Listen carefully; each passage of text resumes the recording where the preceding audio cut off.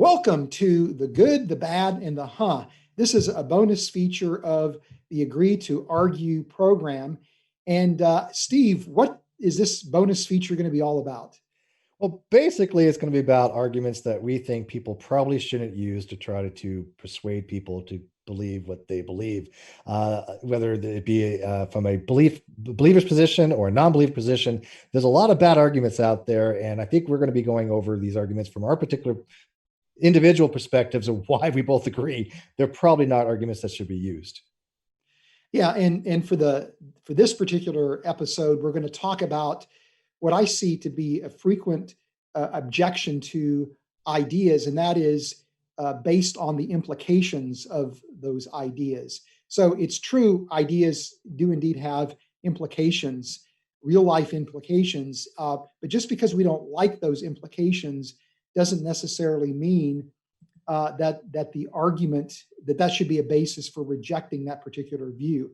Let me give you a concrete example. I see quite a few Christian apologists who point out that if the evolutionary paradigm is indeed valid, if it is indeed true, then that means that human life is ultimately devalued, and as a result of that, they view the theory of evolution as being a really dangerous idea. And so, therefore, when they make arguments about why people should maybe not embrace the evolutionary paradigm, many times they're not actually making an argument providing reasons why they think the evolutionary paradigm is flawed or why they think maybe a different perspective might be preferred. But rather, what they do is they highlight the implications of the evolutionary paradigm, and that then becomes their argument for rejecting the paradigm. It's a highly emotive type of argument that is really playing on people's emotions. Now, I think it's perfectly fine to say, hey, here's an idea, and these are the implications of the idea, or what I see to be the implications, which means that you should take this idea seriously. But that in and of itself is not a reason to reject the idea. Yeah, I think a lot of it goes to what's called argumentium ad consequentialism, or basically appeal to consequences. That there's either what's called an entailment or an implicature that's involved on some of these types of positions. For example, evolutionary theology may imply that if God exists, then he has a hand in it of some kind, whether it be on a grand scale or on little incremental scales. But somebody might say, hey, if we have God that doesn't exist, doesn't imply there's no moral code to be had. There's no moral considerations. Does that make us any less of objects of moral considerations? If somebody says, well, if we're just merely animals, right? That's what I think a lot of these discussions kind of degrade into, when you have an argument that you're proffering as, hey, if evolution's true and you're merely just animals, then do you really have any kind of moral sense? And I think that that's an argument from consequence. And I think it's a bad argument from consequence, because clearly people can have moral considerations regardless whether God exists or not, regardless of evolutionary theory is true or not. Those things kind of stand on their own. Yeah, to your point, I mean, it is quite true that just because the evolutionary paradigm is true doesn't mean that couldn't be the mode by which God creates, or it doesn't necessarily mean that human life is the value of human life is undermined.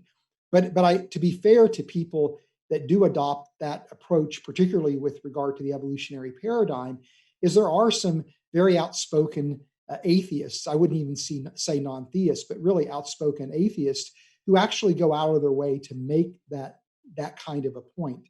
That the human life is ultimately rendered meaningless, or belief in God is impossible because of the validity of the evolutionary paradigm. So there are Christians who are hearing that and hearing those implications played out, and so therefore are kind of responding in kind, but that still doesn't make it a good argument in my view. Yeah, my counter argument to those kinds of positions would be very simple. Where is the implication? What's the implicature? I mean, if evolutionary model is true, which, by the way, I'm absolutely convinced that it's true. I mean, it's not one of those things where I even have to think about evolutionary theory exists to describe biodiversification, and we know that the model is effectively something that we can model going back billions of years. And so somebody would have to describe to me why they think that if that's the case, which we know to be true, that negates the possibility of God existing or somehow implies that there is no God. I don't see a correlation between those two things, right? One is something we're observing about the universe and our world, right? We're observing the earth, we're observing biodiversification, we're observing evolutionary theory to explain these types of observations.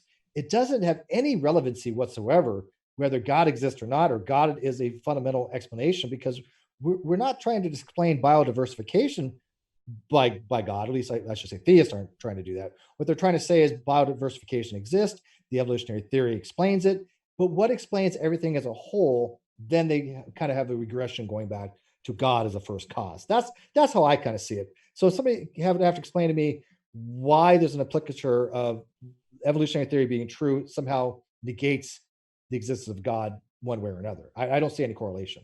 So, kind of the bottom line here is this, and that is that just because we don't like the implications of an idea or what we think the implications of an idea may be, isn't a basis to reject that idea as being invalid. We really need to uh, consider an idea on the basis of its merits or on the absence of its merits. That's the proper way to argue for or against an idea. I agree.